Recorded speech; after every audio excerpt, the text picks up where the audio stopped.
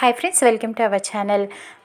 అందరూ పెళ్లి గురించే ఆలోచిస్తూ బాధపడుతూ ఉంటారు. ఇంతలో ఇంటికి వచ్చి మేనేజర్ విహారీకి ఇవ్వమని చెప్పి ఒక లెటర్ని ఇస్తారు. ఇదిగోండి మేడం, హెచ్ఆర్ గారు ఈ లెటర్ని విహారీ గారికి ఇవ్వమని చెప్పారు అని చెప్పి పద్మాక్షికి ఆ లెటర్ని ఇస్తాడు.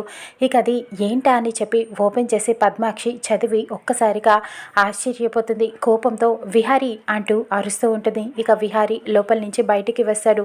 ఏంటత్తా, ఏమైంది అని అడగటంతో, ఏంటి ఇంట్లో ఉన్న శనిని నువ్వు ఆఫీసులో కూడా పెట్టుకోవాలని అనుకుంటున్నావా అని ప్రశ్నిస్తూ ఉంటుంది. ఇక ఇంట్లో ఎవరికి ఏమీ అర్థం కాదు.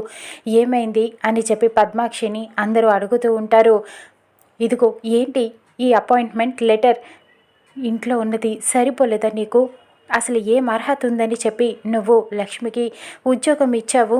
ఏంటి ఇది అని ప్రశ్నిస్తూ ఉంటుంది. ఇక అప్పుడు సహస్ర కూడా కోపంగా చూస్తూ ఉంటుంది. ఏంటి బాబా ఇది? నువ్వు తనకి ఉద్యోగం ఇచ్చావా లక్ష్మికి ఆఫీస్లో? అసలు తను అర్హత ఉందా అని ప్రశ్నిస్తూ ఉంటుంది. ఎవరేమనుకున్నా నాకు అనవసరం. నేను లక్ష్మికి అర్హత ఉంది కాబట్టే ఈ ఉద్యోగం తనకిచ్చాను. మీరు ఎవరు ఏమన్నా ఇది మాత్రం మారదు అని చెబుతూ ఉంటాడు. కానీ పద్మాక్షి, సహస్ర ఇద్దరు విహారీ మీద కోప్పడుతూనే ఉంటారు. ఇది లక్ష్మికి ఉద్యోగం ఇవ్వటానికి వీల్లేదని చెబుతూ ఉంటారు. కానీ విహారీ ఎవరి మాటని కూడా వినడు.